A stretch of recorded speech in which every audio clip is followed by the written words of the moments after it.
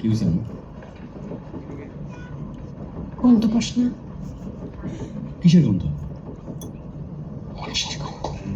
Excuse me, আমার পুরো body এমবম করে লম্বা জার্নির জন্য রেডি করা হয়েছে। গন্ধ ওঠার প্রশ্নই আসে না। কোন গন্ধ নেই আম্মা, এসব আপনার মনে ভুল।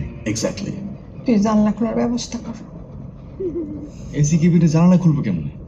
তুই যে এসি কেবিনের টিকিট কেন কাটছিস আমি জানি। আমি যাতে মানুষের সাথে কোনো কথা বলতে না পারি। এখন আপনার ভালো চাও আমার দোষ? মুখে মুখে তর্ক করবি না। যদি তুই জানলা খুলতে না পারো সারা রাত আমার সামনে বসে থাকবি। এক সেকেন্ডের জন্য আমি বগির মধ্যে একলা থাকতে পারবো না। ফসের রক্ত হওয়ার আগ পর্যন্ত জিন পুত্রে কেন ঘোরাঘুরি করে? না, এই মহিলা দেখি খুবই অফেন্সিভ। আমরা অন্য কোথাও যাই। জানলাটা একটু খুলে দিবেন, আমার তো দম আটকে আসতেছে। এদের সবার দেখি একই ক্রাইসিস। জানলা খুললে যতটুক দম আছে সেটা আটকে যাব। এই ঠান্ডা ঠান্ডা, এখন জ্বর আসলে কি হবো তুমি বুঝো? সে চিন্তা যদি আপনি করতেন তাহলে আপনি এই সময় আমার ছাইরা ও কি হলো? বাথরুমে যাব। কেন? তখন না বাসে যেতে চাইছিলাম? বাসে গেলে বাথরুম করতে কই? ওই জানলা দিয়া? এটা কোনো কথা? এখন ট্রেনে আইনে কি লাভ হয়েছে আমার? মানে মানে আম্মু বলতেছে এখানে তো আর জানলা না দিয়ে বাথরুম করার উপায় নাই, তুমি তো আটকাই রাখছো। আম্মু আমি কি খুলে দেবো জানালা? চল চল চল চল ওঠ।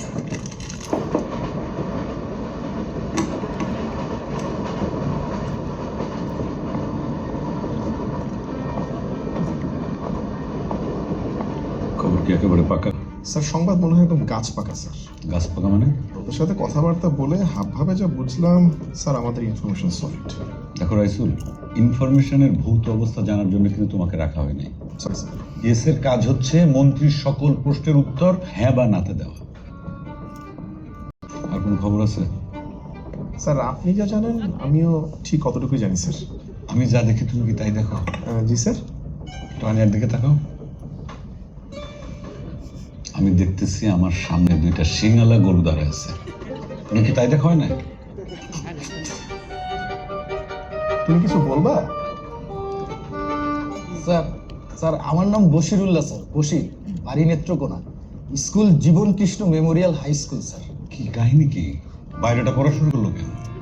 স্যার আমার বাড়ি আপনার এলাকায় স্যার, আমাদের স্কুলও এক।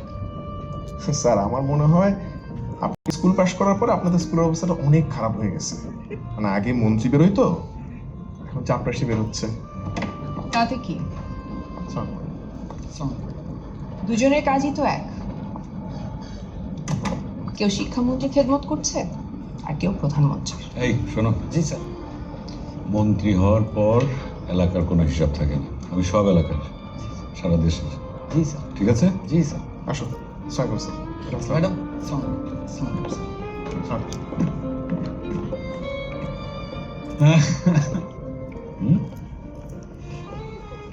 তুমি যে তোমাকে সব এলাকার মন্ত্রী বলো, এই কথা তুমি নেত্রকোনা মানুষজন শুনলে ওরা তো চিটেড ফিল করবে।